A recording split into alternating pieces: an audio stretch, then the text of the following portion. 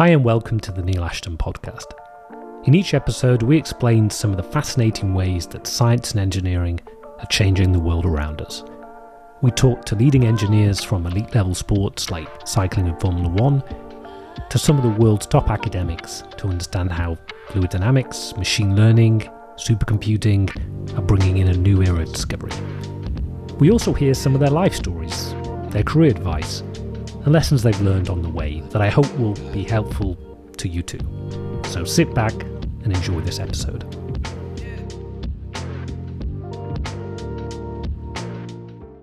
Hi and welcome back to the Neil Ashton podcast.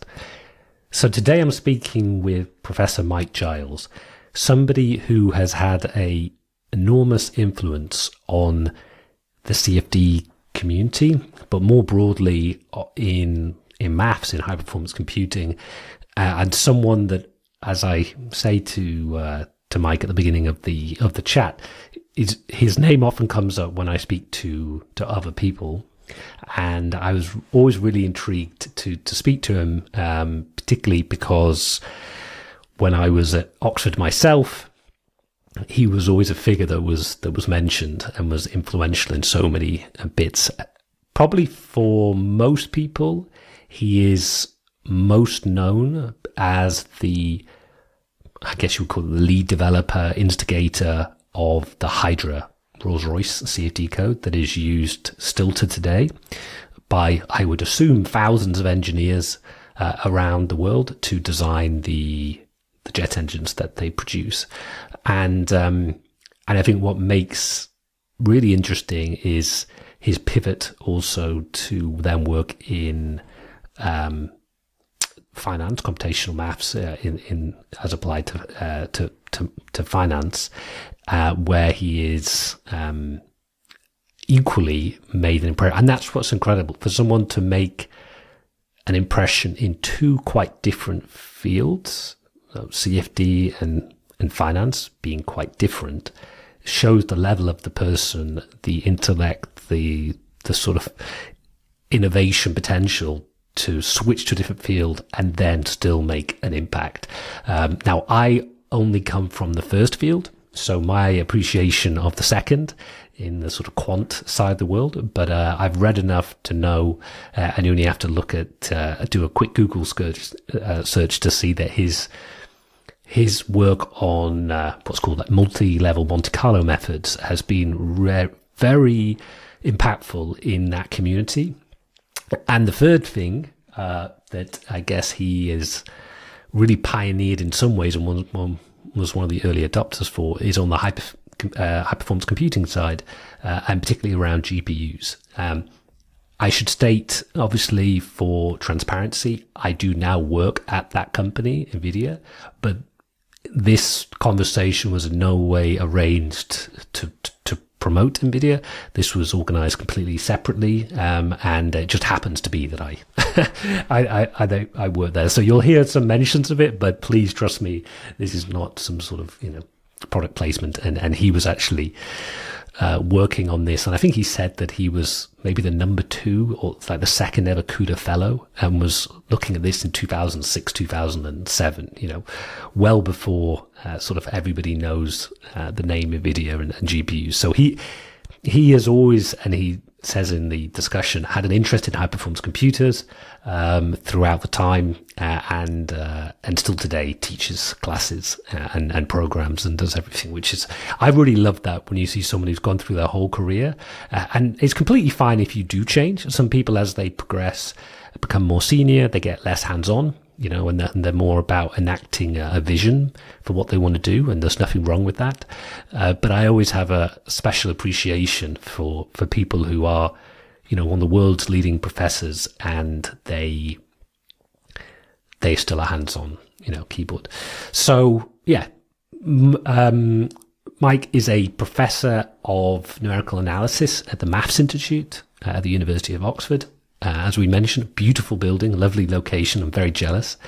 And he was at the University of Cambridge. That was where he did his undergraduate. We mentioned he was a senior wrangler, which, if you look it up on Wikipedia, basically means the person who graduated top of class for the whole university in terms of maths as an undergraduate.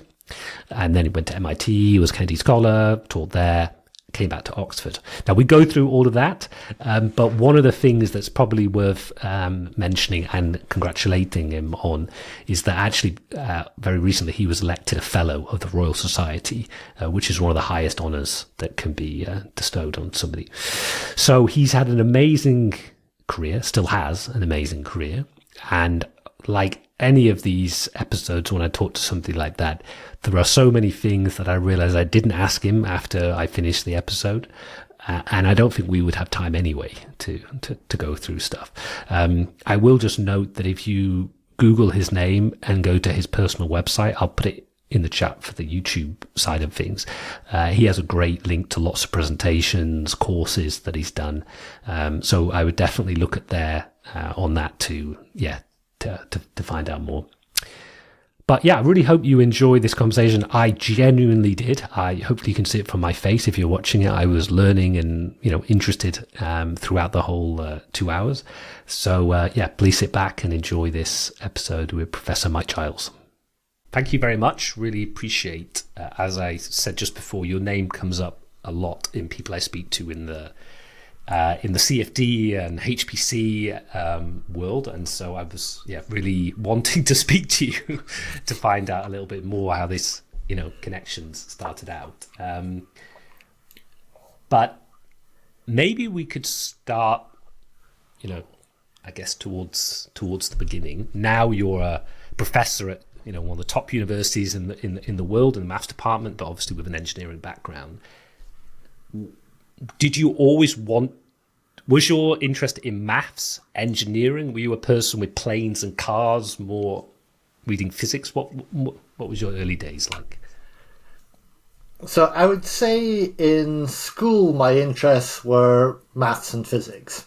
And so I actually went to Cambridge to study maths, intending after the first year to transfer into theoretical physics. But then, enjoyed the maths, stayed in the maths. So as a child, that's kind of the direction I suppose I saw myself going in. But I also wasn't sure, what I would want to do after my studies. And so in terms of CFD, I mean, really the pivotal thing for me was the fact that in going to Cambridge, in those days you did the entrance exam in November, December, and then you had from January to October to do something else. And some people travelled then. In my case, I went and worked at Rolls-Royce for that period. And that was really to learn, to see what engineering was like, see if that's something which interested me. So at age 18, I was a Rolls-Royce undergraduate engineering apprentice. That was my job title. And normally they wouldn't have taken a mathematician on. Usually it was engineers, maybe people in materials. But I was actually third generation Rolls-Royce. My mother was a programmer before I was born. She was a programmer with Rolls-Royce in Derby. And my grandfather worked for the company for more than 25 years in Glasgow.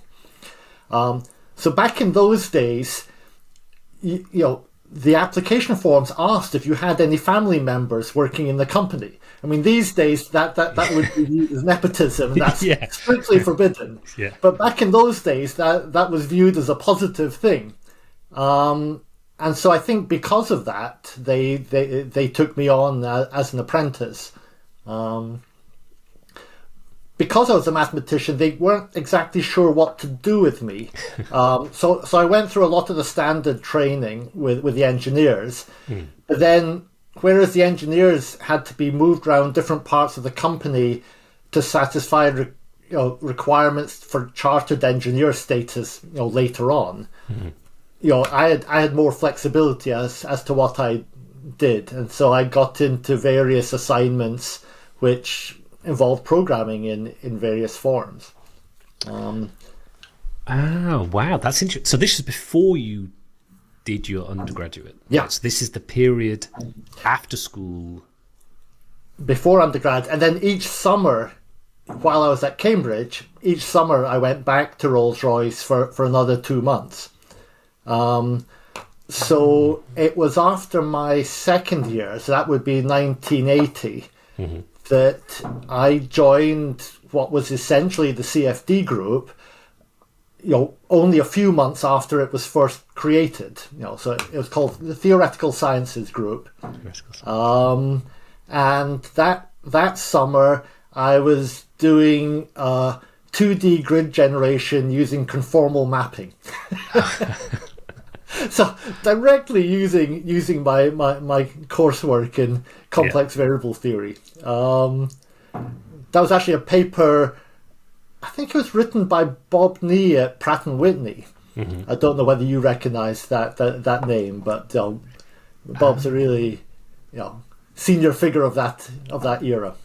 Oh, wow. Okay, so you were going between, but during your undergraduate, did you already therefore get a sense that you wanted to go down the more CFD route because you were doing it in Rolls-Royce? I imagine because you were doing maths, you didn't touch... Well, I guess, would you do fluid dynamics? I guess you would do numerical methods, but would fluids come up? So we did lots of theoretical fluid dynamics. So I can remember thinking, on the one hand, here I am taking a course learning about inviscid, incompressible 2D flow over a cylinder. And on the other hand, here I am at Rolls-Royce looking at these phenomenally complex engineering devices. Clearly paper and pencil cannot take you very far. So I was really sold on the idea of numerical simulation at a very early age, or a very, very early stage. I mean, already by the time I went to university, I'd done some amount of programming. So I got into programming pretty early, in part through my mother. I mean, she was IT support at University of Stirling. So in the holidays, I actually did a little bit of programming on one of the big academic systems down in Manchester. Where was that? Is that in the big building? Where was that? In Manchester? I forget. Okay. I mean, I didn't go there. I mean, this was remote access from Stirling. Okay. So this was in the sense, the equivalent of what's now the Edinburgh Parallel Computing Centre. Back in those days, it was the Manchester Centre. I don't remember what I did on it. Nothing very significant. But also, while at Rolls-Royce for those 8 months before going to Cambridge, one day a week they sent us along to what was then called Derby Tech, to sort of keep our brains ticking over doing various classes, including programming. And so I worked on an IBM system there. I wrote a code to do project critical path analysis, which was great fun. So I've always enjoyed programming. What languages would it be? I'm sorry if I'm asking a stupid question. I'm trying to get my head back to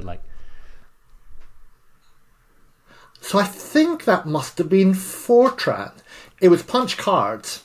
So that was my experience with punch cards that time at Derby Tech. It was a cast off on the IBM machine from Rolls-Royce. They donated it to Derby Tech.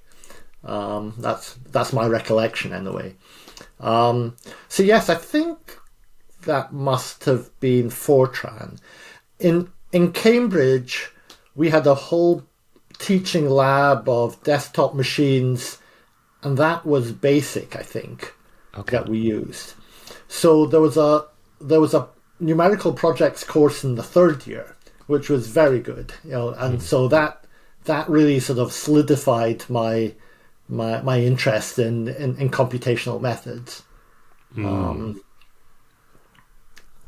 And then what about?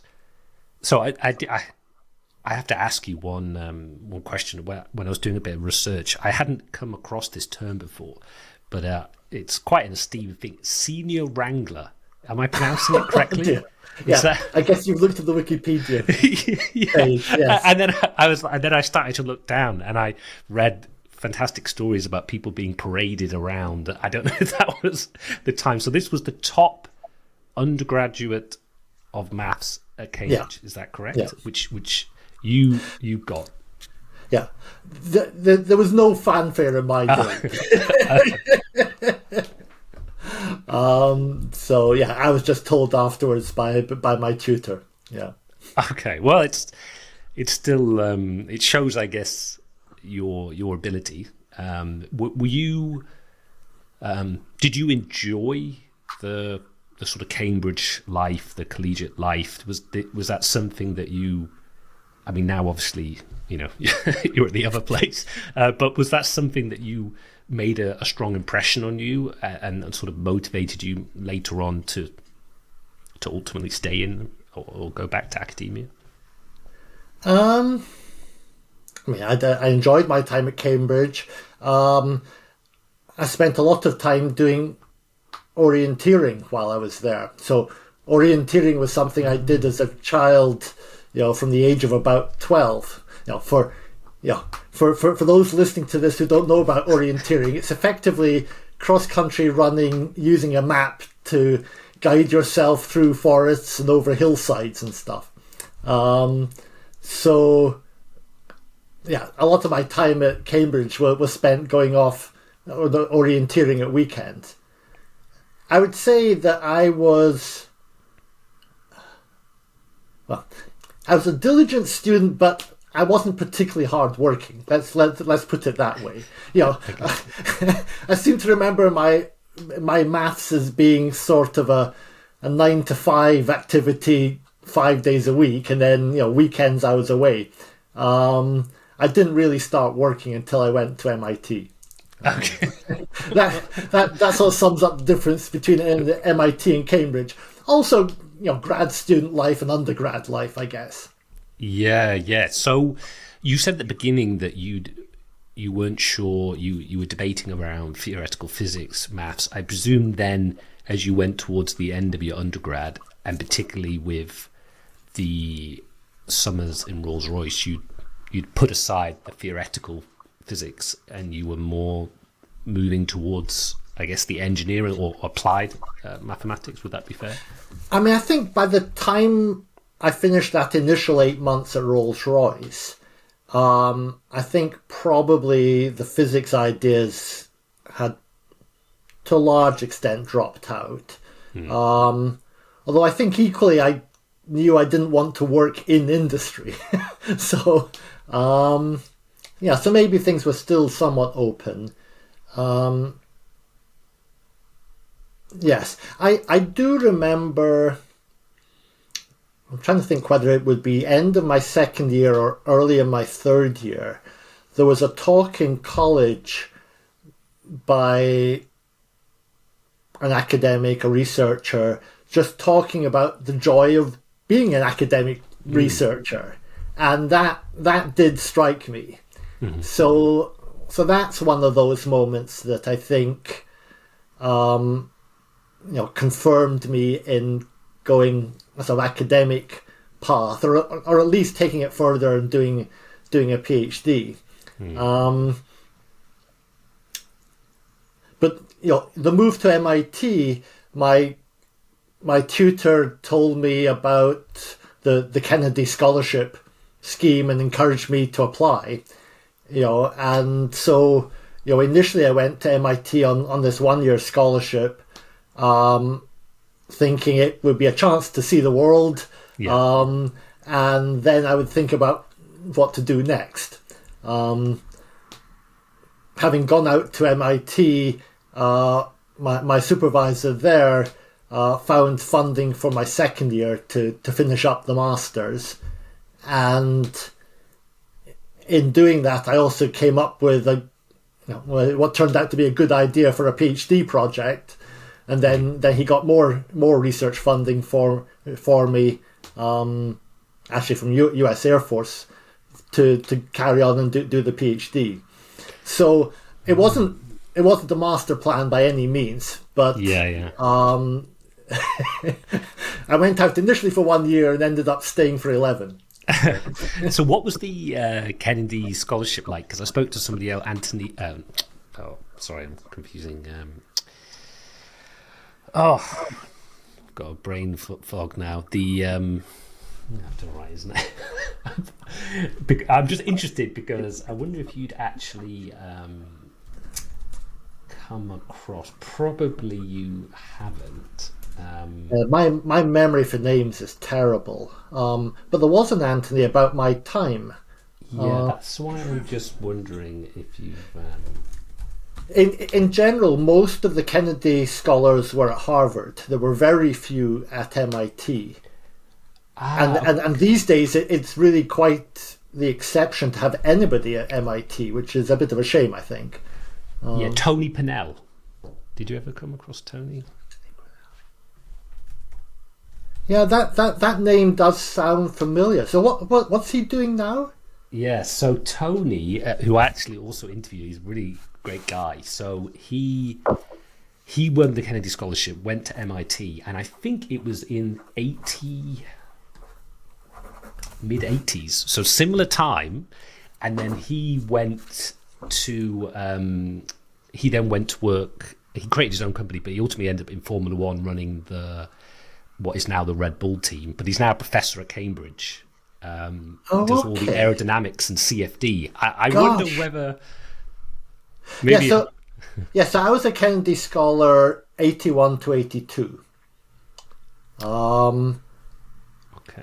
And the name does sound familiar. Basically, we didn't really hang out with each other. Yeah. Or at least I didn't hang out with the other Kennedy scholars. Okay. So yes, I didn't really have those connections. But it was a positive experience.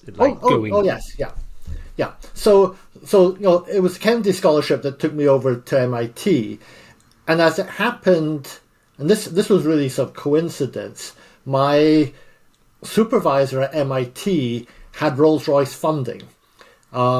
This was in the days when Rolls-Royce was starting to sell engines to the US Marine Corps for the Harrier. And they wanted to be viewed as more of an international company.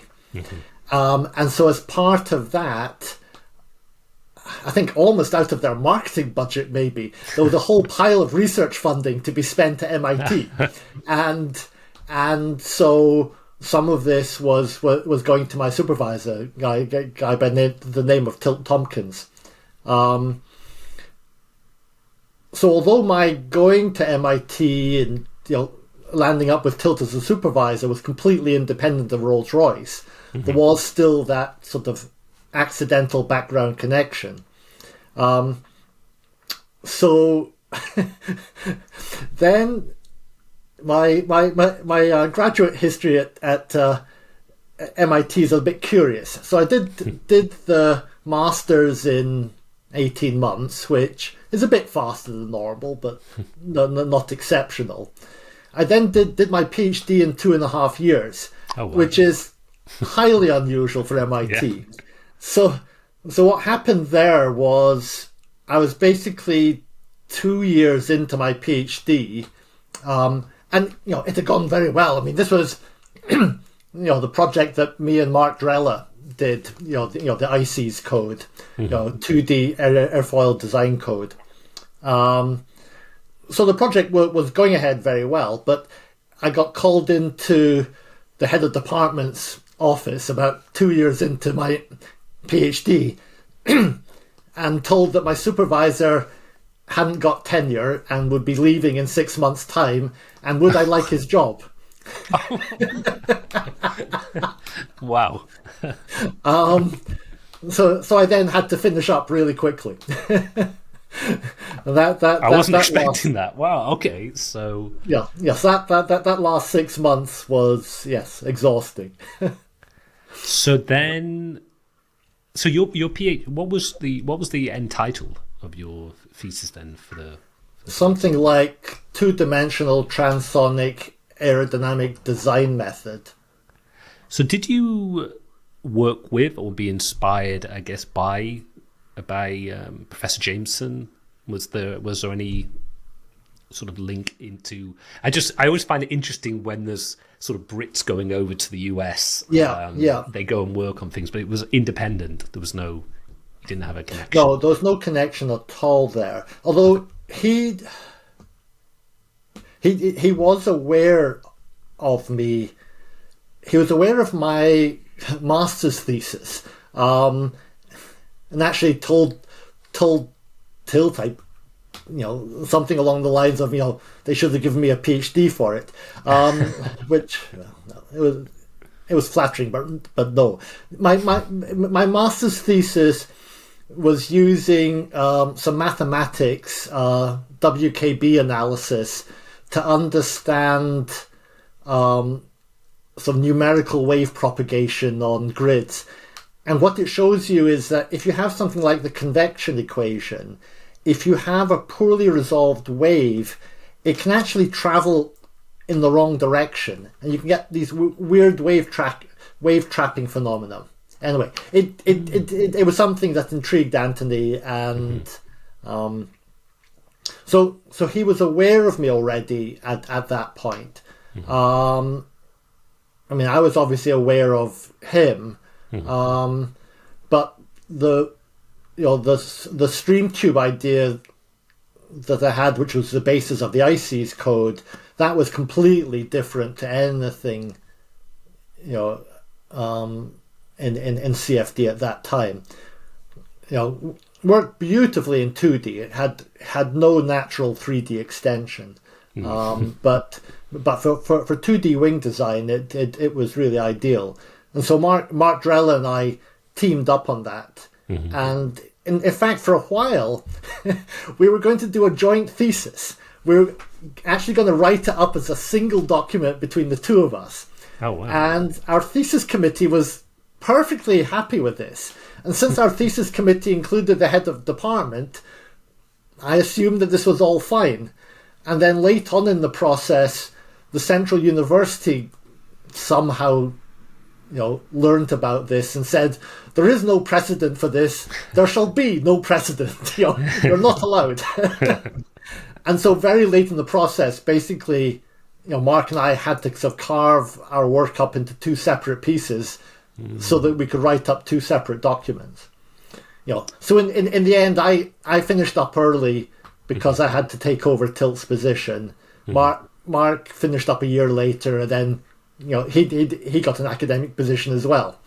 So we were both hired. I mean, there was never any question of one of us freeloading off the other one. I mean, our thesis committee were perfectly content at that point. So anyway, yes. So it was a curious situation, but it meant that I took over Tilt's office, PA, software engineer, almost all of his students, and all of his research contracts, including the Rolls-Royce research contract. So at that point, I was then back into the Rolls-Royce family. And how old were you then?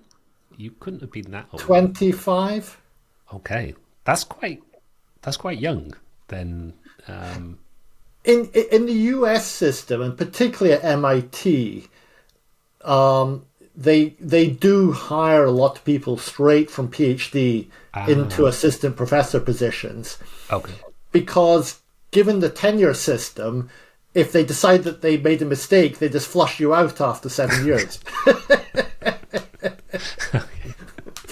Whereas in the British system, we like to see people get a good bit of experience under their belt, before we'll hire them in Oxford. Yeah. Very occasionally we'll take people straight from PhD, but it's very, very rare. Wow. So you're 25, you're an assistant professor at MIT, you've got a PA, all that, and now you're taking over the Rolls-Royce. So how do things progress from there? So, looking back, actually, the first thing is it took me about 6 months, I think, to recover from burnout from having finished up the PhD so quickly.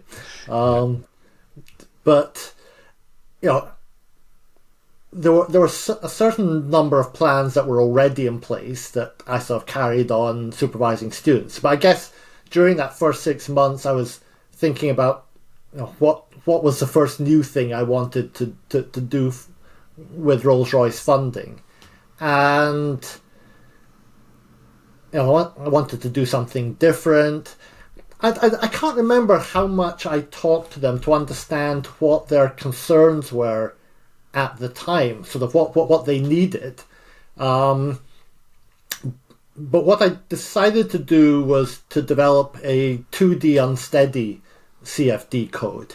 I think that they had some engineering challenges in, I think it was a military engine, where in military engines there's a smaller gap between the stators and rotors. So they're more closely coupled stages. And as such, that means you get a larger level of unsteady forcing on the blades. And I think there had possibly been some engineering project where they had major difficulties with that, and they really needed tools to analyze that. I mean, this was still fairly early days for CFD. So I think at that point, people like Bill Dawes and John Denton had developed steady 2D CFD codes, possibly even 3D, but not anything unsteady.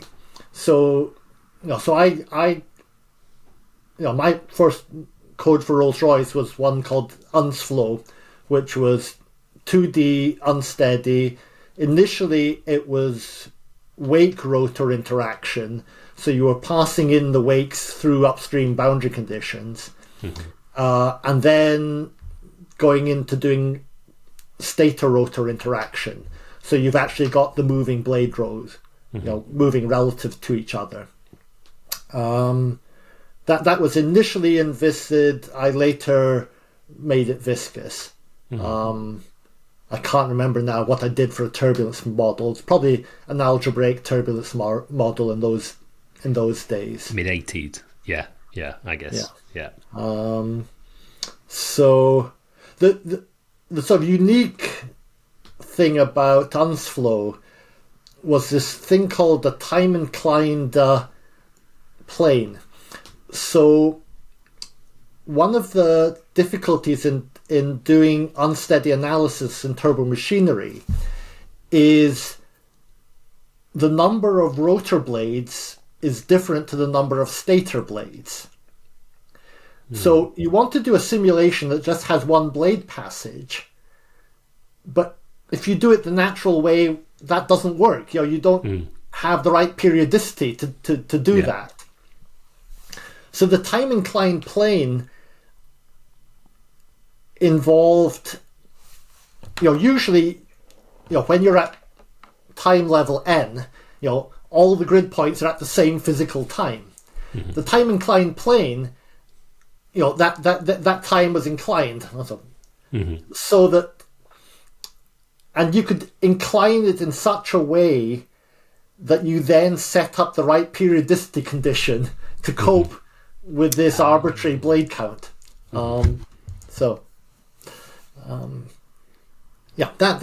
was kind of the unique point. And then, there's also some maths I did on non-reflecting boundary conditions. That when you're doing these unsteady interactions with the boundaries very close, you want the outgoing waves to go out and not be artificially reflected from the boundary. And so there's a whole piece of research on that. Stuff you take for granted now in a commercial solver. I guess.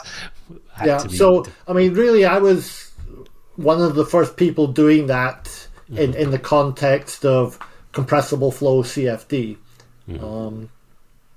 Yes, I mean, these days, you've got things like absorbing boundary methods, which is probably what you would use if you were doing far field acoustics and electromagnetics.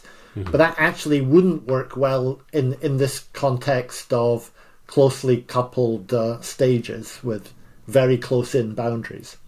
And were you always hands-on? Were you, at that time, were you always that sort of person who was programming it yourself? You had students, but you were still very much enjoying and sort of a hands-on programmer. Yes, I was hands-on. I mean, generally, the students were writing their own other codes. So with UNSFlow, there was this software engineer, Bob Hames. So I don't know whether you recognize the name Bob Hames. He was responsible for developing our visualization software. So Visual 2, Visual 3, names from the past. Bob's still at MIT. I think he still hasn't retired. Okay. He must be about 10 years older than me, something like that. So I did most of the UNSFlow development, but Bob will have helped me with bits of that, as well as doing, he certainly did all of the visualization. Because if you're doing a 2D calculation, you want to have some nice visualization. It's true then, true now, isn't it? Yeah. So this was in the early days of Silicon Graphics, and there was a company called Stellar, which was based just outside, in a Boston suburb, and I sort of got involved with them, and so we had a couple of their machines, beautiful machines, multiple cores as I recall as well, which was unusual. I mean, it was the very early days of parallel computing. And back then, were you, as much as you were developing the code for accuracy and the physics side, did you still have a strong interest in the sort of high performance computing side? Were you always excited to try out different machines or have access to the machines, or did that come later? No, I was always interested. So, I mean, even while I was doing, masters and PhD, so I think, I'm trying to remember. So probably soon after my masters, I spent a summer at NASA Langley at iCase, and down there I think I was doing programming on what would it be? My mind's gone blank. There was Cray, and then there was the other company. What was the other one called? So it was before the ETA 10.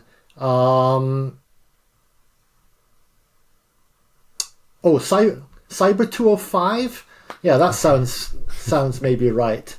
So I guess coming out of CDC maybe.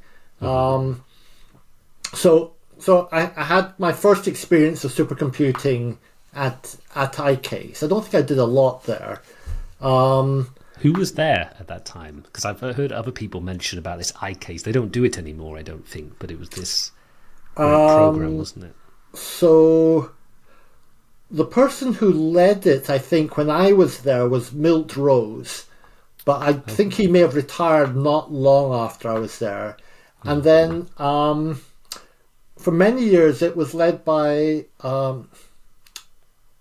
somebody whose surname is Hosseini. I'm trying to remember what his first name is. Possibly Yusuf? No, I'm not sure. Yes, iCase, I mean, there were lots of academics there. Who else do I remember? Eli Turkel, I remember he was there, I think, the summer that I was there. And then, we sometimes saw the people in the CFD group there, and there was a great person who headed up the CFD group. Oh gosh, my memory today is poor. Yeah, so Don't worry. yeah, so I had experience with this. I think it was a Cyber 205 at Langley. At MIT, I did a little bit of work on the thinking machines, CM5. That I remember at the time, there was a lot of discussion about, this is the future of massively parallel computing. So I think it was 64,000 processors, but each of the processors was incredibly elementary. Yeah. And then it got blown away by RISC computing, and people putting together PC clusters. So I think DARPA basically bankrolled it for maybe 5 years, 8 years, but then it wasn't capable of sustaining itself. And then Cray really got established, and so Cray was the winner.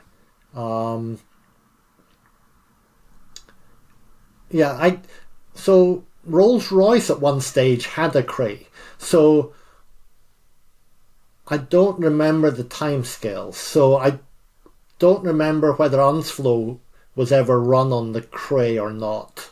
I think it's possible it was.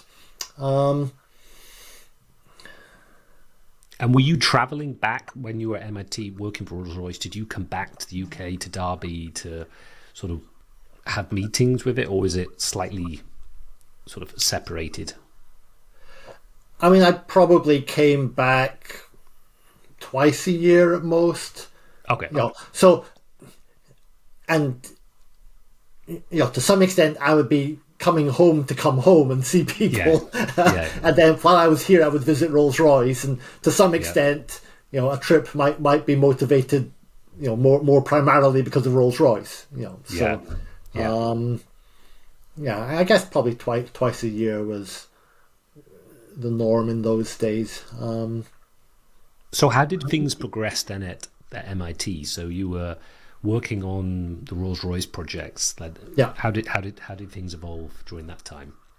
I mean, as well as working on the Rolls-Royce projects, I had some amount of funding from US sources. Not a lot, but things. I think Office of Naval Research, Air Force.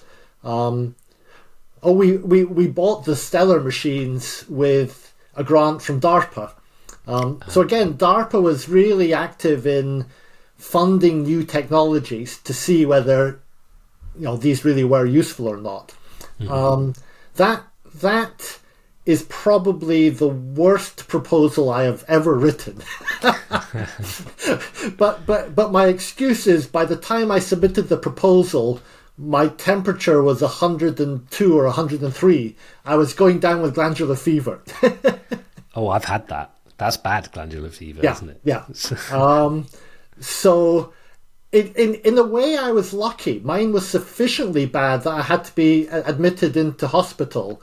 And so they then pumped me full of, various antibiotics and stuff. And so I recovered well. I was ill for like 6 weeks or something. It was just horrible.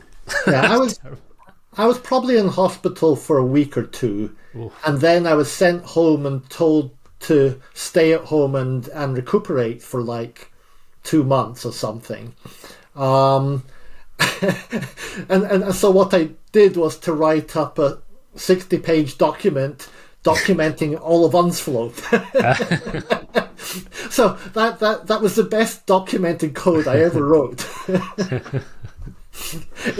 It's always this rule that people hate writing detailed documentation and just laying out all the details of the numerics, all of the things that future people modifying the code need to do. It's very hard getting students to do that. So anyway,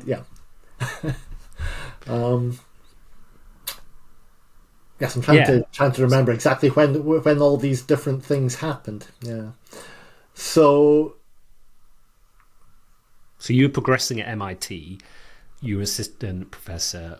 Did you feel like you would always stay there, or what started to get into your head about coming back to the UK?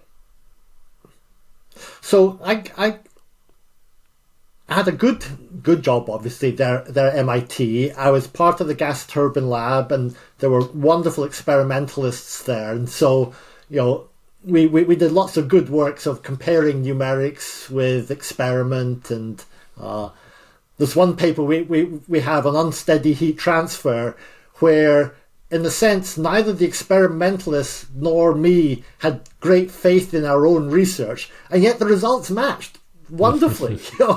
We were delighted.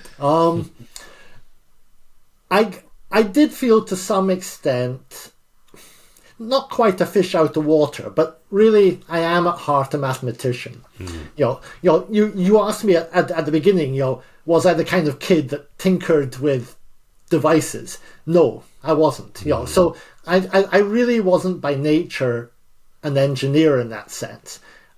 By nature, I'm an applied mathematician who enjoys mathematics and enjoys seeing it being useful in the real world.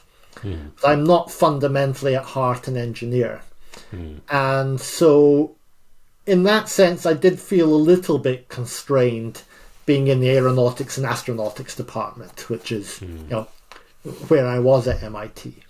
And that I was sort of most aware of when doing things like the non-reflecting boundary condition theory, because that was very much maths theory, but publishing it in engineering CFD sort of journals, AIAA journal.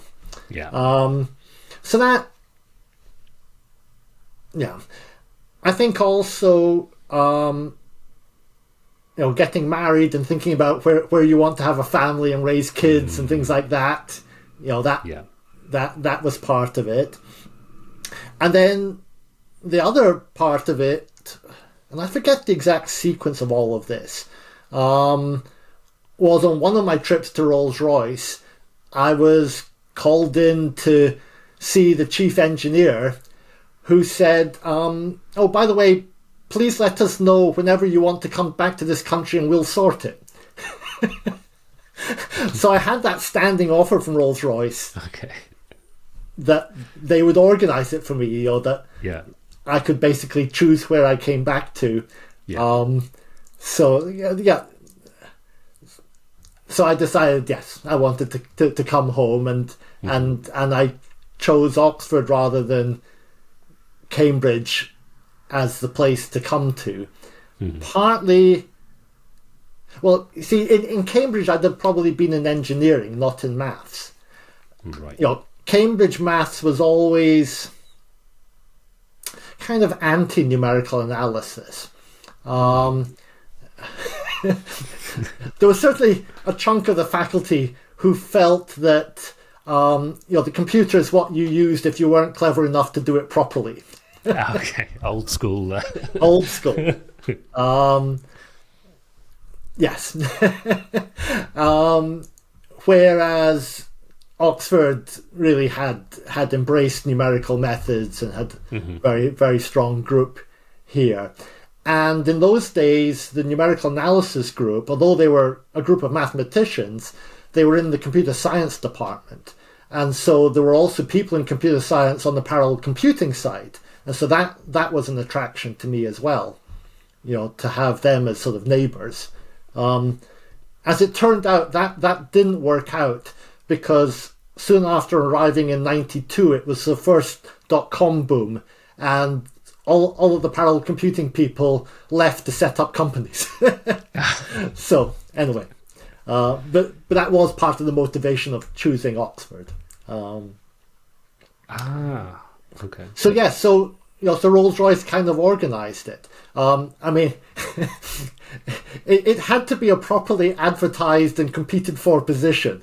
So I was in this strange position of helping to write the job description, possibly even the advert, for a position that I then applied for.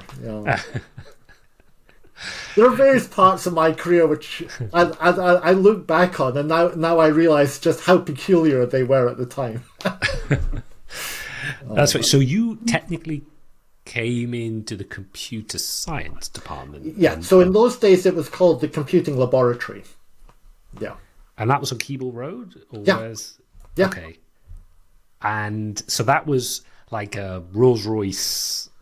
So it was a Rolls-Royce readership in CFD. And then they funded me to set up a whole research group. So I had a lot of funding from them for a prolonged period. So really from 92 through to 2008 is when I moved to maths. So for those sort of 15 years, I had a lot of Rolls-Royce funding. So this is the bit that I was wondering about. So you came into computer science for CFD. And is this the time then when I guess what most people recognize as the Hydra code? Is this where it begins, or did it actually begin even when you were at MIT? When would you say was the start of that journey? So I would say that Hydra proper started in about 96. Okay. But there were various bits of research that in a sense laid the foundations for Hydra. So while I was still at MIT, so I was thinking about what to do after UNSFLO. And so my plan after UNSFLO was that we really wanted something that would be a design tool for doing complete engines. So no longer single stage, really looking multi-stage. I was also interested in the idea that the unsteadiness could be done from a linear perturbation point of view rather than doing nonlinear unsteady. Mm-hmm. So also linearize the unsteady equations, look at harmonics, mm-hmm. and so doing this for both flutter and forced response. The key technical issue there is whether it was legitimate to do linearized harmonic analysis of shock capturing. Mm-hmm. And so I had a student who did a project at MIT to prove that, or show that was a legitimate thing to do. That as long as you so slightly smeared the shock over a few grid points, that the linearized analysis did do the right thing and did, you could do it on that basis. So that was the precursor work at MIT, and then early on in Oxford, I don't think I'd started this coding before I moved. I did a code called SLIQ, SLIQ, so steady, linear, and quadratic.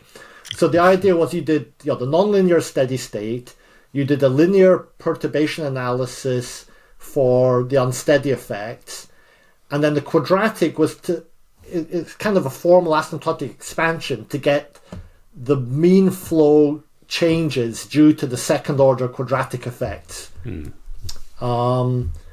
So I developed SLIQ early in my Oxford days, and I had a student who worked on that with me. So that was one piece of work. Another piece of work was back in the 92-93 era. There was funding. I think this came from the UK Department of Trade and Industry, DTI, in those days. There was an initiative of setting up parallel application centres in various parts of the country. And so I had a colleague on the computer science side in Oxford, Bill McCall, who'd applied for that funding even before I arrived, and so had funding for an IBM machine, something called an SP2, and also there was funding there for research, and also matched funding, I think. So I had 50-50 matching from Rolls-Royce, and so did a project there on developing, so in a sense, a support layer for doing distributed memory parallel computing. So this was something called, we called O+, Oxford Parallel Library for Unstructured Solvers. Although orally O+ doesn't sound right, but written down it looks good. So I think Bill, must have been in Oxford after I arrived for maybe 2 or 3 years before he left in that .com boom. He was one of the people I hoped to have worked with a bit more on the parallel computing side. So we got a whole pile of funding, half from Rolls-Royce, half from DTI, to develop this parallel application framework. There was another code that I had a postdoc, Paul Crumpton, who actually did most of the development of that software and wrote a CFD code as basically a test bed to check everything worked correctly. But that was never intended as a CFD code for Rolls-Royce. So then that's what led into Hydra. So basically there were the ideas of doing steady plus linear perturbation tested out in Slick, and there was the parallel framework in O+, that we'd developed, thoroughly tested out. And so Hydra then was built on those foundations. So Hydra, it dropped the idea of doing the quadratic piece. So it's nonlinear steady, or at least in its original incarnation, nonlinear steady, linear perturbation for flutter, forced response, and then adjoints of all of those for the design optimization, both steady and the unsteady aspects. So the adjoints was completely motivated by the work that Anthony Jameson was doing, on the aircraft side, except that I chose a different technical approach, in as much as Anthony always viewed the adjoint being developed at the PDE level, formulating the adjoint PDE and then thinking about how to discretize it, whereas I followed the so-called discrete adjoint approach, where you take the nonlinear discrete equations, you linearize those sort of element by element, and then you take the transpose of the matrix to define the discrete adjoint. Yes. How did you, just out of interest at this time, maybe also MIT but Oxford, how active were you in, the AIAA, the sort of turbo machinery conferences? Were you sort of always, were you at these events and saw these people, or was this more of a direct industrial engagement? I'm always interested, now I go to the AIAA conference, I'm always wondering what it was like, before, and was that still the main venue, I guess, to go? Yes, that was the main venue. I sometimes went to the ASME, IGTI conference, but I went more to the AIAA conferences. I think there was more discussion of CFD at AIAA, and in particular, the AIAA CFD conference. I mean, that was really my home, sort of during this period. I would say that the ASME was more on the application side. So I can remember going to 2 or 3 of those, but it was the AIAA ones which really were. Where was this Reno? No, where was the CFD? So Reno was the January conference. The CFD conference was in the summer. So I remember, well, I remember one in Snowmass in Colorado. Yeah, beautiful venue. Yeah, good you know, for orienteering, right? Well, yeah. Except it's high enough up that you really wouldn't be wanting to run at that altitude. No. Yeah. I mean, this is a ski resort that in the summer, are used for conferences because there aren't that many people who want to go hiking. Okay. But I remember Snowmass. I remember Hawaii.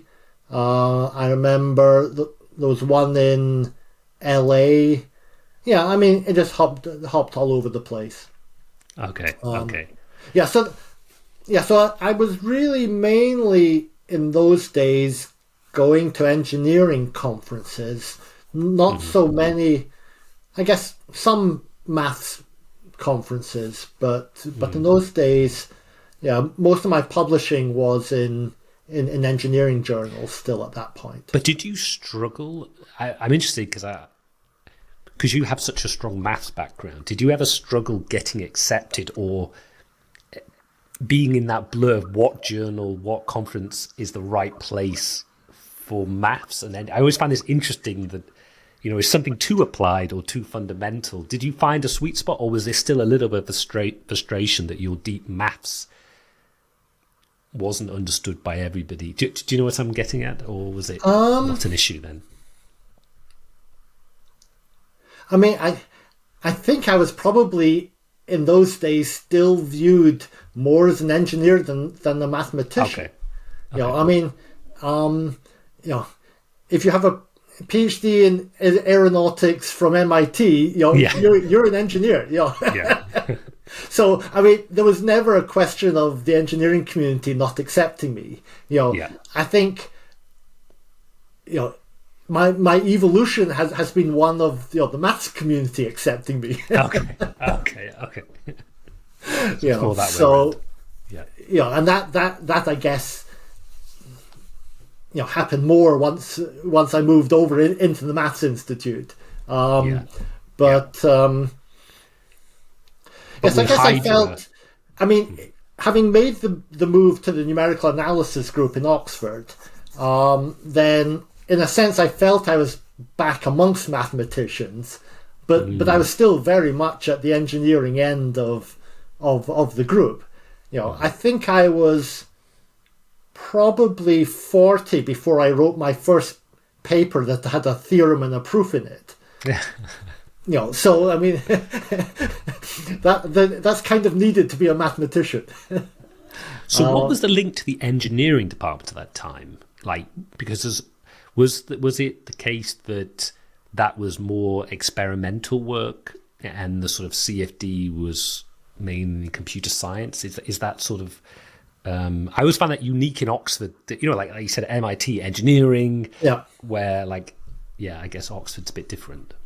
So in Oxford at that time we had 3 UTCs. So the UTCs are the University Technology Centres that the Rolls-Royce set up. And so I had mine in CFD. There was an experimental one in heat transfer in engineering science. Mm-hmm. And then there was one in materials, which I didn't have any interaction with, except that one of the profs there used to be an orienteer back in my Cambridge days. So there was a UTC just for CFD? Yes. So it was a UTC? Yes. Interesting. Yeah, so this was my own little UTC. I was the only academic in it. Yeah. So... And possibly within the Rolls-Royce family, that's slightly unusual to have a UTC that only has one academic. Generally, they're bigger than that. Okay. But it was a funding mechanism, I guess, and you were doing the work. Yes, a funding mechanism. It involved me in all the UTC directors' meetings. I mean, you were part of the family, and I mean that's kind of important in the sense that Rolls-Royce really knew how to work well with academics. That you were part of the family in the sense that you knew all the problems as well as, you know, the achievements of Rolls-Royce. You know, they you know, they didn't hide anything from you so that you could think about what you might potentially do to help them address some of their challenges and things. So, you know, it really was a very good collaborative experience.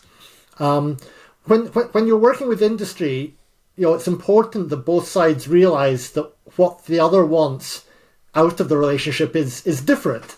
You know, and so you're always looking for this sort of win-win arrangement. You know, so they understood that, you know, for us it was important for the students to publish papers, to write dissertations. You know, that there would be times when they would be utterly focused on writing their dissertation and not doing any more research. You know, but equally, I understood what Rolls-Royce needed out of the relationship, which was primarily software. But occasionally, if there was a particular engineering thing to be investigated, you know, we may occasionally do some, you know, special calculations just for them, as it were, rather than as part of the research.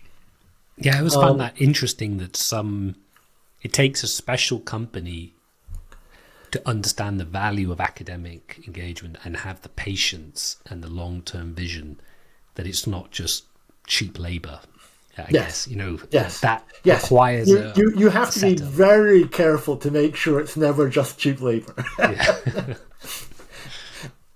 I think Rolls-Royce was possibly slightly disappointed that they never ended up being able to hire any of my students. You know, that's the other thing that, you know, Rolls-Royce would ideally like from a UTC is as a source of, you know, people to be employed. You know. And that never quite happened. But certainly they got their money's worth in terms of CFD codes.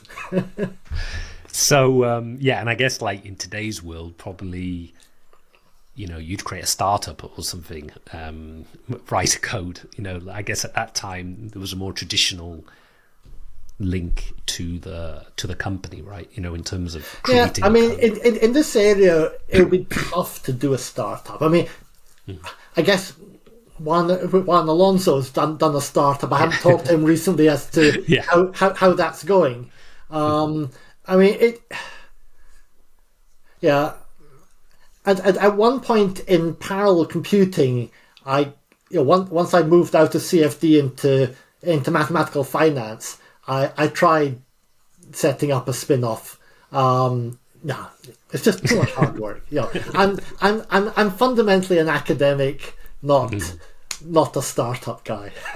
The reason I say it is because, you know, speaking now to yourself or to Anthony, and I guess that, like now, CFD has become very dominated by these huge multi-billion-dollar commercial companies. I guess in the 80s, that was before the time, wasn't it? It was before the Fluents and the open foams, and it was still you wrote your own code. I assume was that one of the reasons for the Hydra development, that they couldn't just buy something off the shelf? There wasn't a company that could just sell them a capability. They felt they needed. Yes, and even today, I don't think there's a company that could sell them what they need, because the turbo machinery requirements are really very specific. So, I mean, I've not kept up with the discipline, so I don't know what ANSYS Fluent has as a capability these days. But, you know, the ability, for example, to have flutter calculations being performed on a single blade passage with an interblade phase angle between the passages, you know, that's such a unique requirement of turbo machinery that I'm not sure that ANSYS views the market as being big enough to develop that capability. And then you get into things like real gas effects. You know, so Hydra doesn't assume a fixed gamma. You know, it has a general, you know, energy temperature relationship in there. So again, I mean, I guess things like that, ANSYS could add in, but they would be add-ins for particular customers, and they would charge accordingly. I mean, one of the reasons I got out of the CFD business is it's not clear to me long term, what Rolls-Royce will do for their next sort of CFD code. So, I mean, Hydra's just celebrated its 25th anniversary at Rolls-Royce. I would say it'll remain the corporate primary code for at least another 10 years, because it takes a long time to introduce a brand new code. And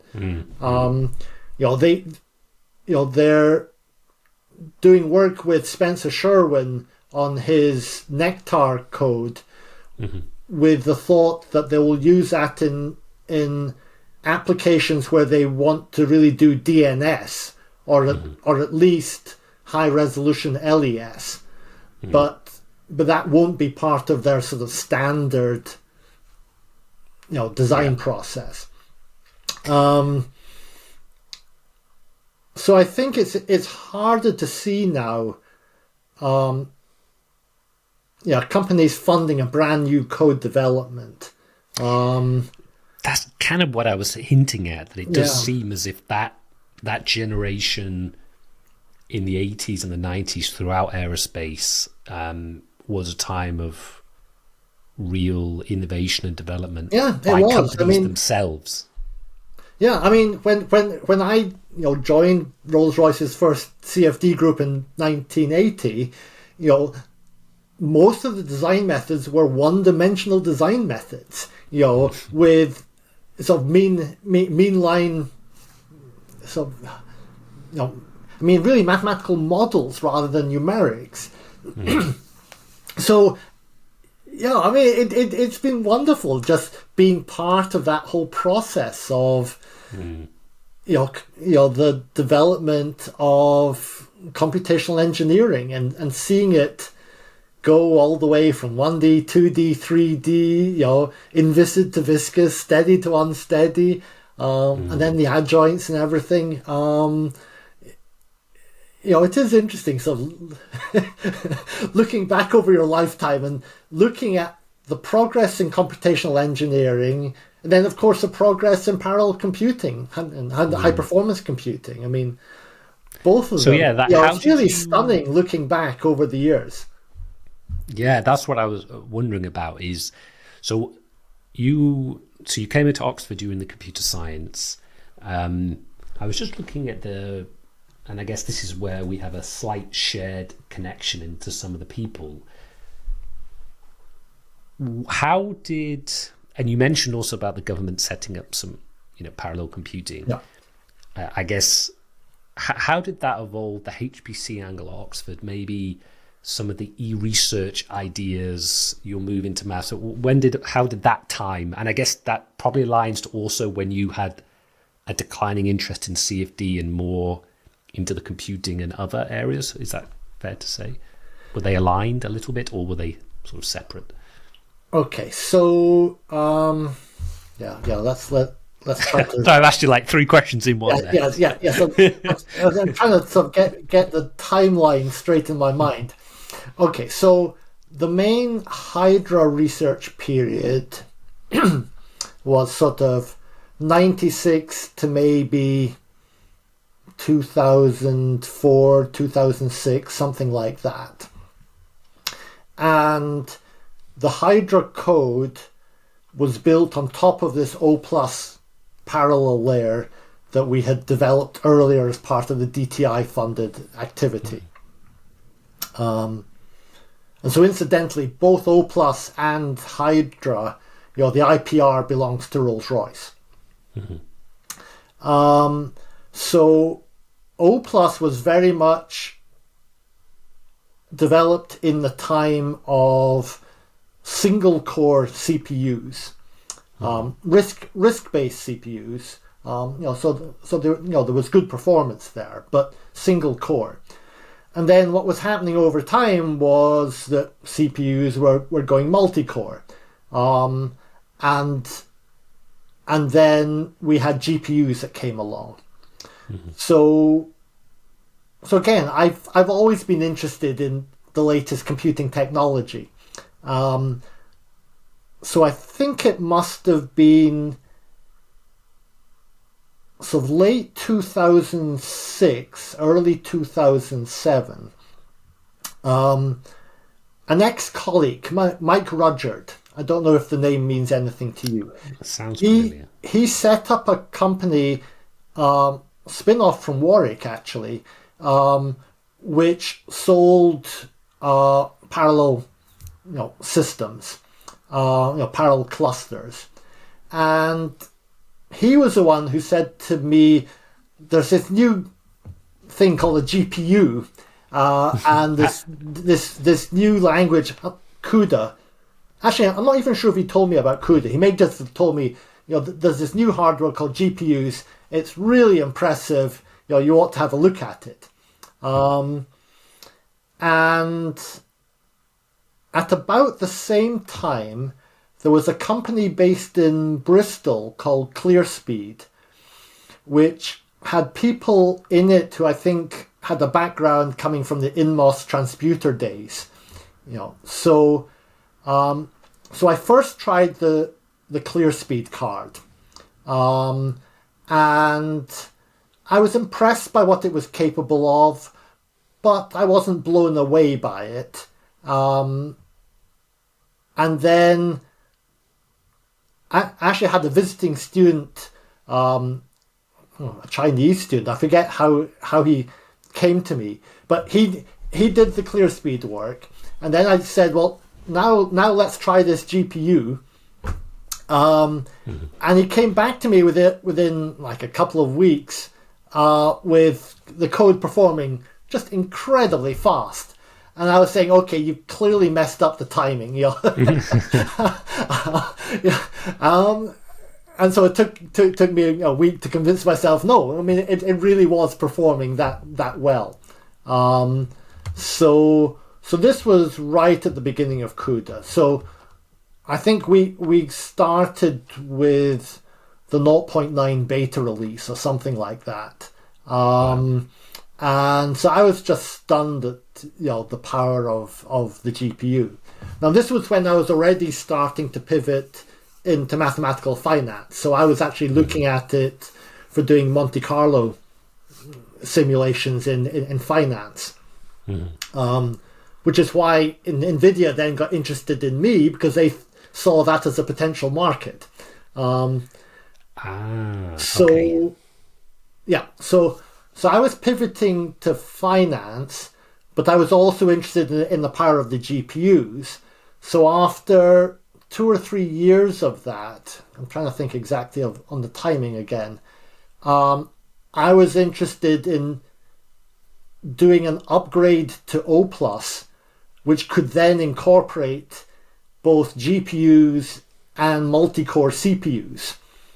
But by the way, just before you go on, did you, if it was 2006, 2007, did you interact with Ian Buck at all then on the CUDA stuff, or was it other people more in the UK who you... No. So Massimiliano, I interacted with. Okay. Ian, I probably met in the same way that I met Jensen at drinks things at GTC. Okay. So I was, I think, the number 2 CUDA fellow. I think the first CUDA fellow was somebody in India, and then I was number 2 like a month later. So I mean, so I was going along to the GTCs. I have to say to the people listening, a bit of like self-proclaimed interest, just because now the team I'm in has those people in it. So I'm always intrigued when I'm like, oh, you know that person and this person knows this person. So it's kind of interesting, especially because you were, I mean, now everybody knows NVIDIA and GPUs, but 2006-07 was really early on, wasn't it? Yeah. And in fact, some of the people from ClearSpeed moved to NVIDIA in part influenced by my feedback to them. Okay. They then saw the writing on the wall and moved ship accordingly. Okay. But yes, I don't think I don't remember talking to Ian Buck at all. Okay. Massimiliano was one of my early contacts in the Bay Area. So I sort of came back then to do this upgrade from O+ to OP2. So that was with Gihan, Woodalij and Ishvan regularly, that you know both of them. So and so that had funding from both Rolls-Royce and the UK EPSRC, government funding. So that has, in a sense, protected Hydra's future by upgrading the underlying computing harness for modern systems. But I haven't really done CFD as such since about 2007, I think, was the last time. So what was... maybe that's the elephant in the room. Why was the... I mean, you sort of hinted towards it earlier, but what was the reason to maybe move away from CFD and move into the financial side? Was that the maths angle, moving to the maths department, sort of just wanting new challenges, the computing side? What was the ingredients to that? I was thinking what to say. Let's be open about it, because I have been open about this, in various settings. I got more than burnt out developing the Hydra code. That there were lots of aspects of the Hydra code that worked very well, but it had major problems early on with numerical stability, which got me horrendously stressed out to the point of serious consequences. So, for about 6 months it took to recover from all of that. And I decided at that point that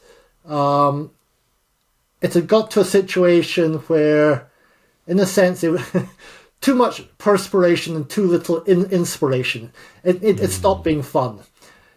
Managing a large software project is tiring. I'd had enough. So I sort of finished up the things that needed to be finished up. Transferred things to Rolls-Royce, and they've continued the development subsequently. So I decided I had to do something fresh, different. I had to get out of big codes. So in engineering style, I thought, okay, where's the money in terms of where's the research funding? What do people care about? Health and wealth. So computational biology and computational finance. Those were the two areas I contemplated moving into. And computational biology, I know no biology, so I'd have been starting from ground zero on that. And I also wasn't convinced there was the research funding in that area, although I was proved wrong on that. There is actually plenty of funding there. Computational finance, there was a very good mathematical finance group in the maths department, but they didn't have a lot of numerical expertise. So for me, that was a natural fit. And so what I did was I actually transferred from computer science into maths to join the mathematical finance group. And then a couple of years later, the rest of the numerical analysis group kind of moved across behind me into maths as well. And okay. so now I'm head of the numerical analysis group now. So in a sense, in the last few years, I've sort of transferred back from the finance group into the numerical analysis group. Which ultimately sort of came with you in the fullness of time. Yes. From the computer science into the math. Yeah, when maths got its new building, there was the opportunity for the numerical analysis group to move, and it was a take it or leave it kind of opportunity, and they moved. And for people listening, it's a lovely building. It's a very nice building. It's a very nice building. Also, when I joined computer science in '92, the numerical analysis group was half of the whole department. Wow. Yeah. So what happened over time was the computer science side grew and the numerical analysis side didn't. And so by the time the numerical analysis group moved over in 2009, 10, they were basically pushed out. Okay. Effectively, that it didn't make sense for them being in computer science any longer. I mean, historically they were there because that's where the computers were, and that that is a history that has happened elsewhere. I mean, numerical analysis in Stanford for a long time was based in computer science, and I think again historically it's because that's where the computers were. I do always find this interesting, and that's why I just wanted to, get the quick history of like places like the E-Research Centre and others, because in some ways I understand the logic that where does some of these places fit? There's numerical analysis, there's computers, there's high performance computing, there's an engineering application, there's a pure application. Was that sort of E-Research Centre, and I believe there were others around the country, was the initiative to try and bring them together in a more collaborative way? Was that sort of the initiative? I know that they've subsequently largely folded into other departments now. But. Yes, I mean there was a massive funding initiative to fund this e-science, and so Tony Hay was the person in charge of that, and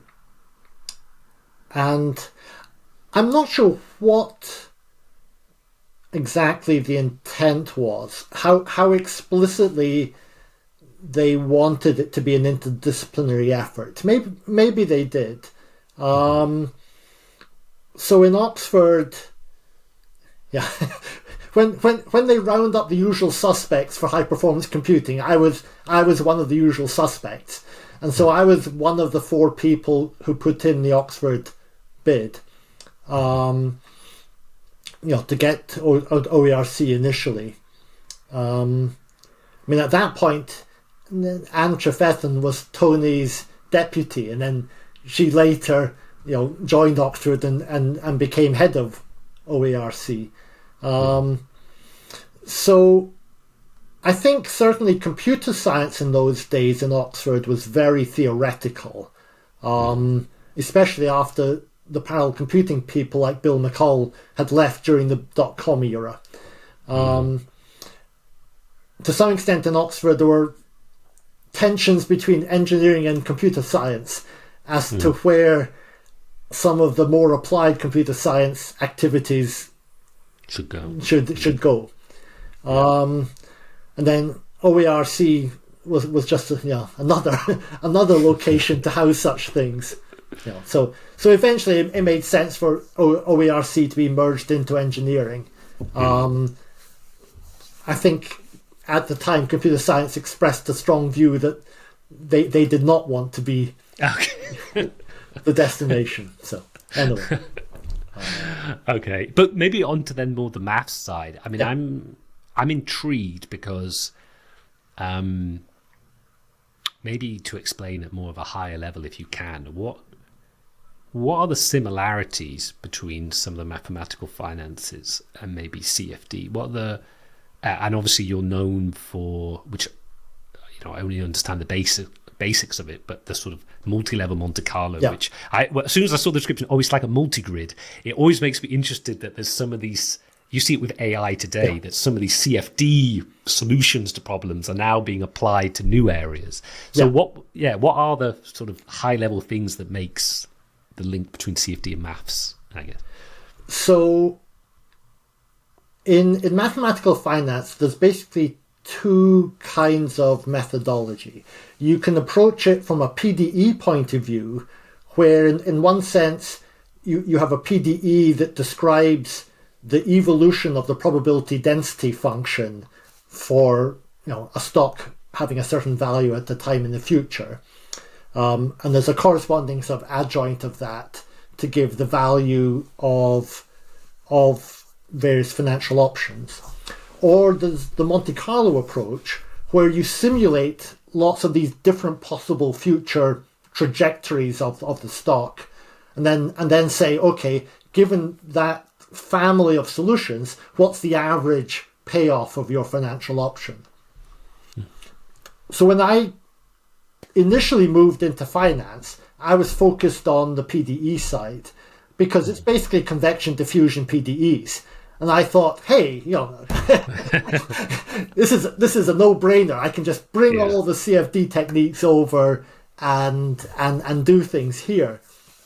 What I quickly found was other people had beaten me to it in terms of moving over from CFD. So particularly Peter Forsyth, University of Waterloo in Canada, who I think Peter had come out of the oil reservoir CFD area, if I remember correctly. And so he did a lot of the pioneering work in terms of PDE methods, numerical methods for finance. And so there wasn't, as it happened, so much, left for me as I had maybe thought. And then, this was over a relatively short period of time. I thought that I would probably have to teach a course on Monte Carlo methods, because, we had still have an MSc in mathematical and computational finance, and I teach numerics on that, and we would need to teach them about both sides. And so I took a 2-day course put on by a couple of professors from Columbia University in the US, put on in London for London finance people. Managed to convince the department to pay my fees for that. They gave me a 50% discount as an academic, but even so, it was a costly course to attend. Anyway, so I went to this course, and they were teaching me about Monte Carlo methods and talking about doing sensitivity calculations. And I went up and talked to Paul Glasserman, the lead guy, in a coffee break, and said, well, this is all fascinating, but I presume that, of course, you actually use adjoint methods to compute these sensitivities more efficiently. To which he said, what? So just pure luck, I was able to introduce adjoint methods to the financial Monte Carlo community for doing sensitivity calculations. So I did a paper with Paul Glasserman in a finance sort of industry magazine, really, rather than as a proper academic journal. Because from my point of view, there was absolutely nothing new mathematically. This was just a new application. This was a paper that went by the title of Smoking a Joint, which I think helped its notoriety. This was a journal or trade journal that liked puns in their titles.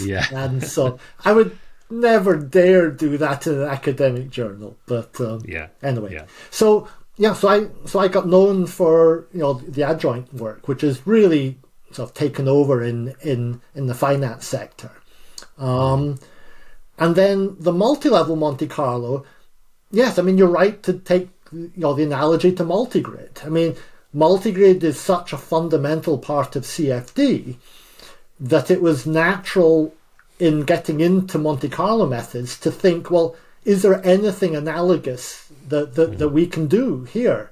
And so, I came up with the multi-level idea. And it's one of those things that, like multigrid itself, I mean, it's such a simple idea. It really ought to have been thought of ages before. But because I came in from a different background, this was part of my toolkit. It was a fairly natural thing for me to do. And so I've kind of been living off that and extensions of that, for the last 15 years. Yeah. And what about the computing side, the GPU side? Has that been just because of an interest? How much of that, and forgive me for not knowing, but how much has that shaped also on the maths side? How much has that acceleration? GPUs for CFD is well known. Yeah. But is it a similar idea on the maths side? So, I mean, most math research just doesn't need lots of compute power. Yeah. I mean, these days, more and more, our students do things in Python, and maybe some will use the JAX package within Python to get performance, but a lot of work, nobody worries about performance. So I'm kind of unusual. So I still teach my CUDA course every year with Wes. A few weeks ago I taught a one-day OpenMP, so mini course for PhD students, just to introduce them to this for getting performance. But there's very, very few students who are particularly interested in that. It is an interesting question. Where does that kind of work belong? To what extent does it belong in computer science or maths or engineering?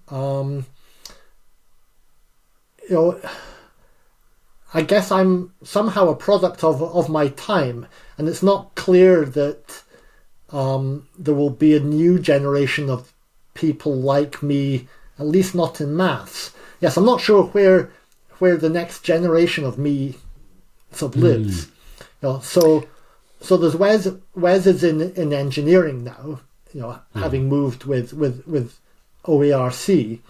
So Wes is now kind of my successor within the university. He's now Mr. HPC. There will be individuals in departments like physics and chemistry and biochemistry who have expertise in HPC, but we don't really, we're not a community as such now, I would say. And we're still struggling a bit to organize graduate teaching across the university. I mean, this is something where Oxford and I think Cambridge are poor compared to our American counterparts, where you'll have graduate courses offered by one department taken by people from across the university. Yeah, we don't do enough of that.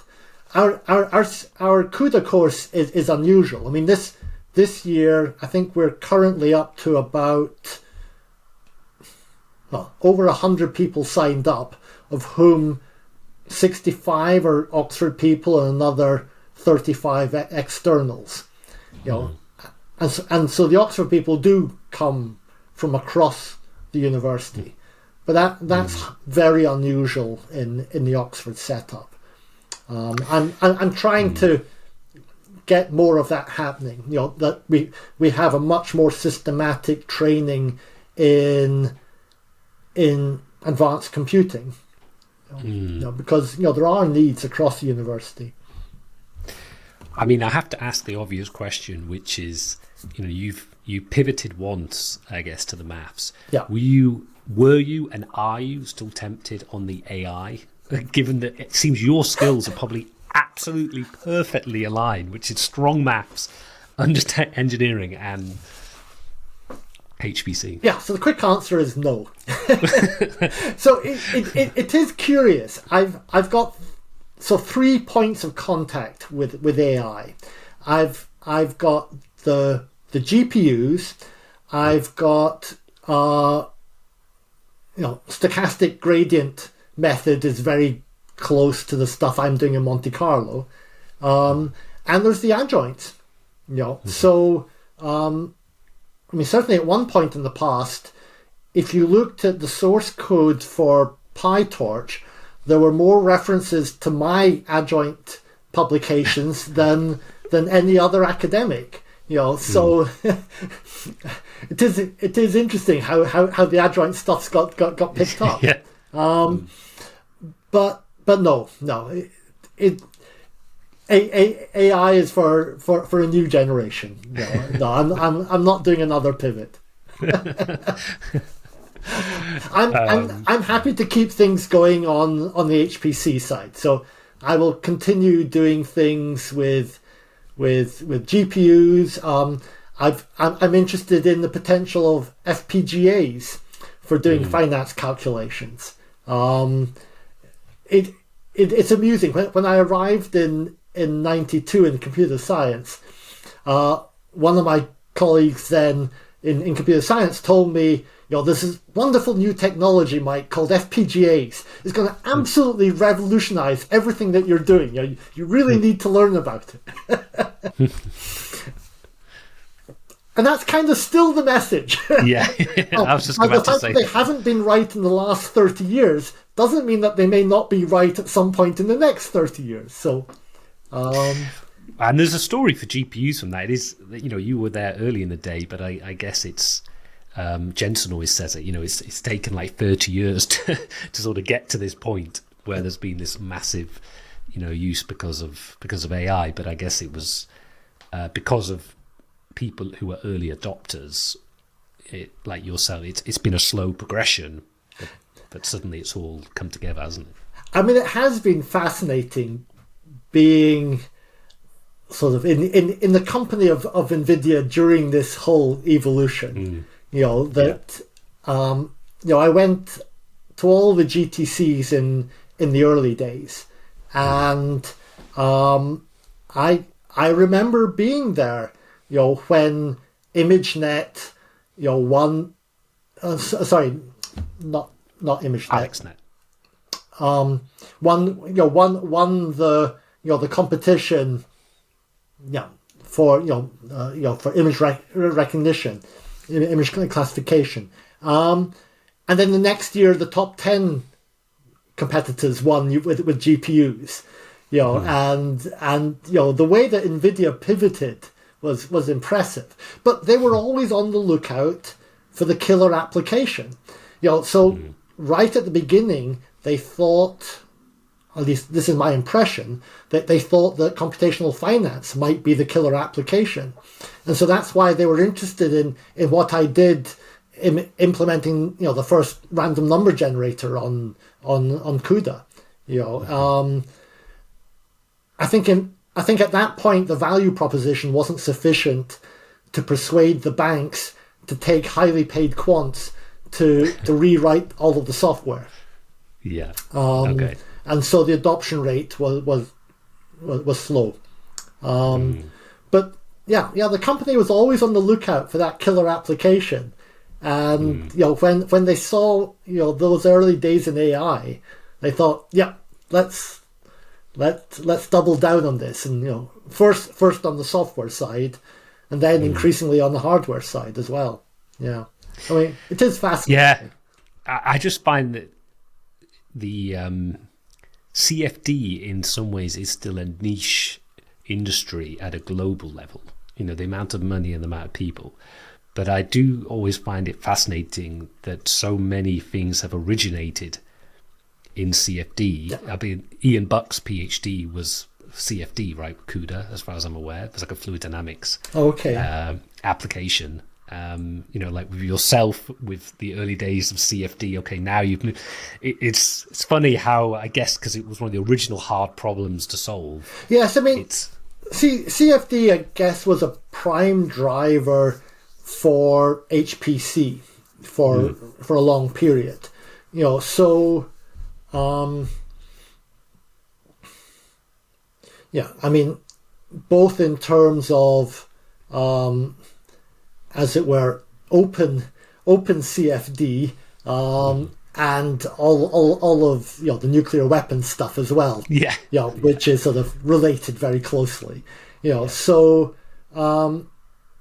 whereas now, within the UK, the biggest computers or the most IT spend is in the banks. So the amount of money that Rolls-Royce spends on compute per year, I would imagine is less than any one of the big banks in London. I don't know that for a fact, but no, it probably that's the case. Makes sense. So these days it's the money in AI which is driving the hardware development, clearly, and so CFD is no longer that driver. I guess CFD was also driving a lot of development of numerical methods within academia. And academia tends to be at the sort of bleeding edge of the technology. Again, all of those cheap bodies. Bright young minds, and seeing just how much they can squeeze out of this new hardware. But yes, what are the big drivers these days other than AI? I mean, that so much is based on that now. That's why I find it interesting that it's a bit more of a controversial topic, which is the convergence or the use of AI techniques for some of these disciplines. Whether just as there's influences of using CFD or numerical methods for AI, is AI got any use within CFD or do you see it in the maths world that the actual use of AI techniques, or is it controversial or not sort of proven? Just as you were bringing in like techniques from CFD, do you see AI applications in the finance world? I mean, in terms of AI within CFD, in general, I would say I'm a skeptic, but to some extent that may be that I just haven't spent enough time to actually see what is happening. I think potentially the idea of an AI-based turbulence model might make sense. I mean, turbulence modeling is such a challenging topic, and there's so little progress I think has been made in the last 25 years that AI may be the answer there. I think for detailed CFD, I think it's going to need to continue to be traditional CFD methods. That whether AI can then get trained on the results of a large number of simulations such that it does a pretty good proxy for the purposes of design optimization, maybe. I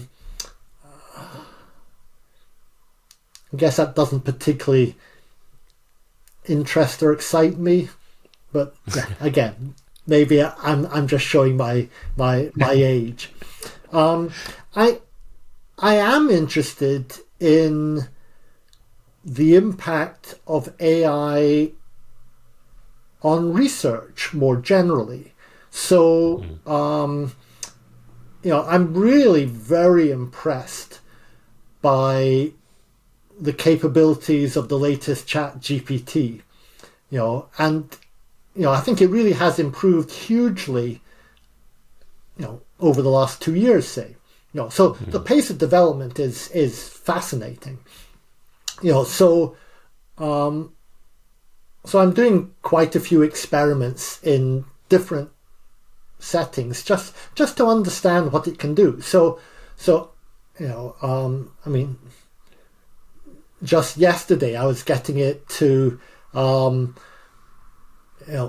tell me all about Brownian motion, spatial white noise, space-time white noise for stochastic modeling, and so it put together a whole lot of information for me to give to an MSc student who's doing a project with me, all the way to it, telling me about the stochastic heat equation, providing me with some sample code, implementing it in a simple, finite difference approximation.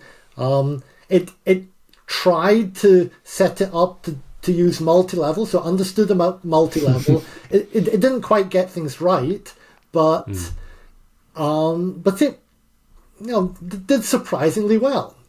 So I really wonder where we're going to be in 5 or 10 years' time. So yeah, I think it's entirely possible. I might even go as far as to say likely that 10 years from now you will have a proof assistant that is capable of looking at a theorem and proof, given the necessary background information, and it won't be able to say with certainty that the proof is correct, but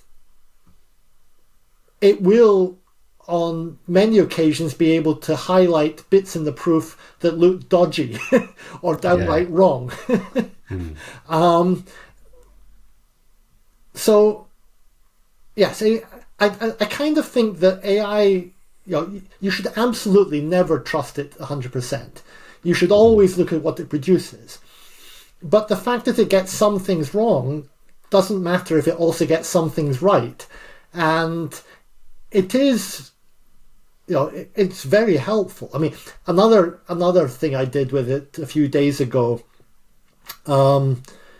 it's always irritated me with programming Intel CPUs that at times their compiler is very poor at vectorization.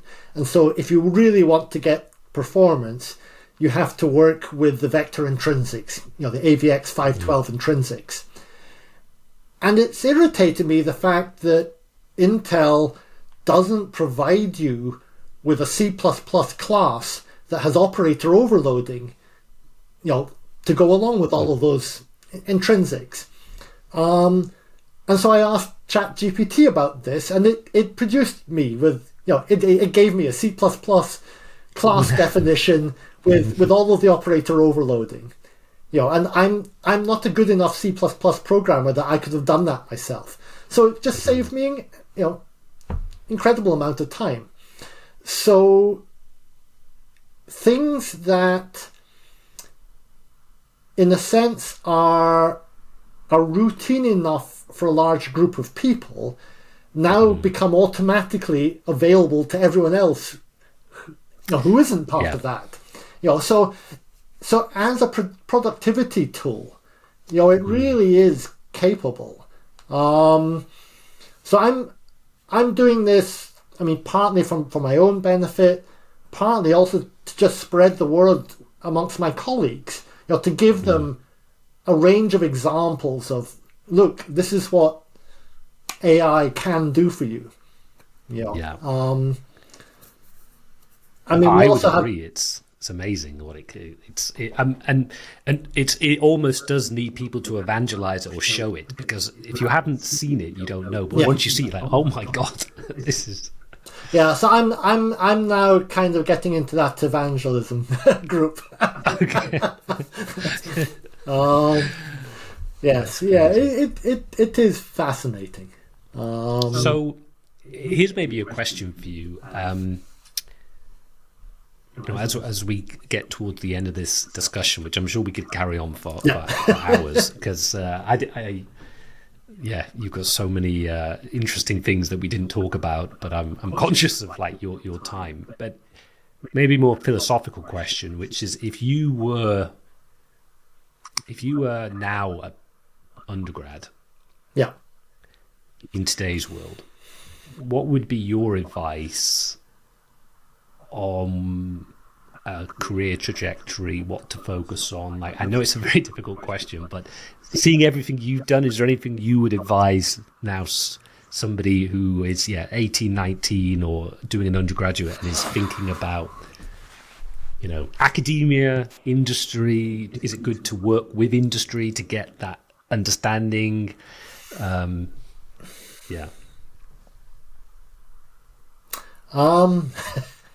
Advice. It's not an easy question. It's tough because,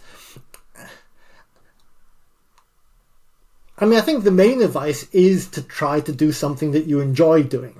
We don't want everyone to be doing the same things. Everyone should kind of pursue, what they like. If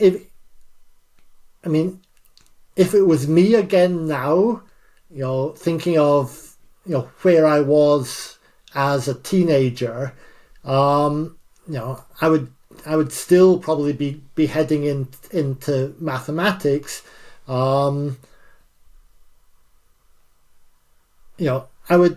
I think by my nature I was always interested in applications. So I think as a teenager I was interested in maths because it helped me with applications in physics. That was kind of the motivation. Maths now, one of the areas of growth I think is in terms of mathematical modeling in medicine. So I do think if I was maybe an undergraduate now and thinking about where I wanted to head for PhD, computational methods applied in the sort of medical area, I think may be an area. Right now, it's still challenging with the whole funding situation. So, we have difficulties linking up medical departments with science departments, and the whole way the UK funding mechanisms work. But at least we don't have the problems that the US has, perhaps. So yes, that's maybe what I would end up doing if I was 18 again now. I don't know. But I think the main thing is to try to enjoy what it is you do, and don't worry too much about the future. When I started as an undergraduate at Cambridge, I really didn't know what I was going to be doing at the end. I think now students start as undergrads with much more of an idea of what they want to do at the end of it. And maybe there's a pressure. There is more pressure now. Back when I was an undergraduate, so few people went to university that, in a sense, you felt guaranteed that you would get a good job at the end of it, and people do not feel that guarantee now. So I do understand and appreciate that. I certainly wouldn't discourage people from doing pursuing interests in programming. I know there's talk about AI is going to do away with all these programmers. No, I don't think so. I think you still need people with programming skills. I think I would definitely encourage people to develop their AI using skills. So engage with these AI tools, because they are hugely useful. And yet at the same time, you have to have the critical skills to look at what they produce and ask whether it's right or not. So you absolutely still do need to have very strong understanding of your technical area. But given that, the AI tools can make you more productive. Would you agree as well that it's easy for both of us to say this, but that if you want to guarantee a job for the next 60 years, having a maths and or engineering background allows you to turn your hand to almost any problems, and it's quite a general skill set that is desirable, because you could turn to maths, you could turn to CFD, you could turn to biology, you could turn, there's always a need for the sort of mathematical simulation side of things. I mean, I think maths is rightly viewed as a subject that has, lots of real world applications. I think it's viewed more so now than probably 30 years ago. So because of data science, because of AI, the importance of maths, I think, is much better understood. We still at some time, have trouble convincing politicians of that from the point of view of funding. We do feel a bit hard done by, shall we say, in terms of supporting, the underpinning maths that's so important for so many applications. So yes, I think a maths education gives you a very firm foundation for life. But again, I would emphasize doing things that you enjoy. I think there are people on the the creative side where I don't see AI sort of taking over. I mean, whether it's creative in the arts or being a chef or being a singer, yes.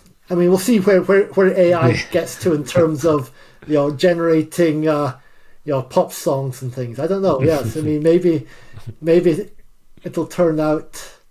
Yeah, but people will still want live performances and stuff. No, so I think there's a lot of stuff on the creative side which will be important for the future. But there's only so much that AI can do. I think it's best to think of it as a productivity tool that it's important you engage with so that you have those skills to be productive. But don't think that it's going to suddenly eliminate huge numbers of jobs. Well, and you still you need, at least at the moment, there's a huge market for people with HPC, CFD, programming, maths backgrounds to develop these AI models. So it's actually a great time in some ways to have those skill sets. Yes, I'm not sure that we're developing enough new people in HPC. And I'm not sure which degree programs they're coming out of. It's definitely not maths. It's definitely not computer science. Well, not Oxford computer science. Places like Warwick maybe have a bit more, or Bristol maybe have a bit more of a focus on HPC. No, it's a very actually good question, because I guess by definition, what is HPC is part of the problem. And I would agree with you that, and again, to link to the AI, it's even more important because, as you know, big AI training clusters are essentially what people would have called HPC clusters. Oh, yes. Before. There is essentially no difference. Networking, they use Slurm now Kubernetes and things, but you're right. What course teaches? Yeah. Yes, I mean, sure. I know some of the inside story on Microsoft's development of large GPU clusters and how they involved a consultant who is one of the world's leading HPC experts. So yes, absolutely. Doing these really large systems is a massive HPC challenge. It would be interesting to know, the people that NVIDIA hires as dev techs, what is their background? To what extent have they been formally trained in HPC, or to what extent has it been a passion and they've learnt on the job in various application areas, and they've sort of proved their skills and being hired on that basis? That's a good question, and I think maybe this goes not full circle, but half to our discussion about with some of these OERC or these research software engineers. That at least what I see is that people get their HPC skills often during their PhD when they're using a HPC facility, and they're sort of become best buddies with the admin because they want to get higher up in the queue, or they have to they go on some courses, and so they haven't done necessarily a HPC course, but they've had to do it to get access to the compute. But somebody was there to manage the system, so it's probably those like RS. I think they're called, is it RSEs now? Research software engineers. Research software engineers. Yeah, are sort of like this lifeblood who support the people and are probably helping them. That maybe is an underrated skill or need in the community. But you're right. I'm not sure of any HPC official training. But maybe I need to do a bit of digging around. We sort of take for granted stuff that we have. We never realise that what if all those people retire, I suppose is your point, isn't it? Yes. I wonder, where the next generation of academics is coming from. But yeah. But I really appreciate you talking, and I will put some links to the sort of episode notes, because I saw you've got a great website as well where you link some of the full list of your papers, some of the courses that you're doing, so that people could maybe read up, because we didn't get into all of your academic papers, but I know you've done a good job of linking and some of the presentations and things like that, so I'll put it through. But I just want to say thank you, also collectively thank you, because all the work that you did throughout your career has actually helped people like me and others who work in industry to be able to do CFD in an easy way that we take for granted now, and don't have to program 2D grids by hand like you did. So thank you from all the CFD people who take it for granted now. And thanks for taking the time to speak to me. Oh, you're very welcome. It's fun reminiscing about these things from days past. Yeah, great. Thanks very much.